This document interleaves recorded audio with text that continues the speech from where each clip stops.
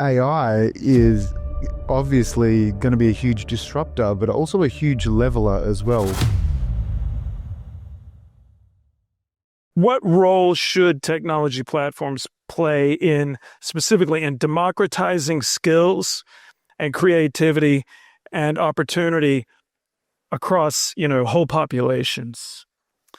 It's a very relevant question for us because we created our company, which is a company called Canva, to democratize design, something that used to be very professional and only able to be accessed by 1% of essentially university graduates, because you'd have to go to university to learn very complex design tools, and then you would have to pay these very expensive prices to get access to these tools. And so we saw a vision where we thought everyone should be able to express their creativity, and you shouldn't be constrained of taking an idea and turning it into a design, whatever that output may be, by the cost of the tools and by the complexity of the tools. So our whole business has been based on democratizing creativity and putting that in the hands of everyone.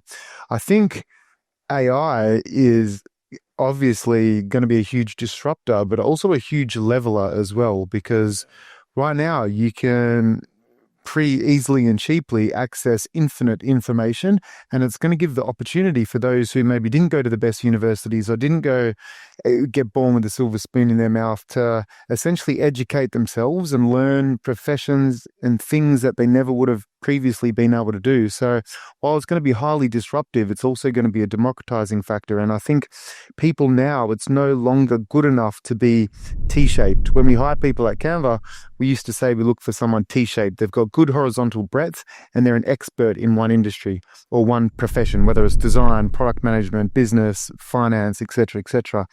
Now, to compete in today's modern world, you need to be E-shaped. You need that horizontal breadth, but you need to be good at basic business and finance. And you can teach yourself that. I used to be a school teacher, for example.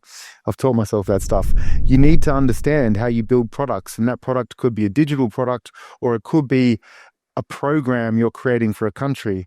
And then you need to learn other things like design and engineering. You need to understand the basics of engineering, of how a building's built or how technology comes to fruition. And that stuff doesn't mean you have to code, but you should understand the basic building blocks. Just like when you create a building, it needs to be built on good foundations. You need to understand what ladders up to make what you do a success.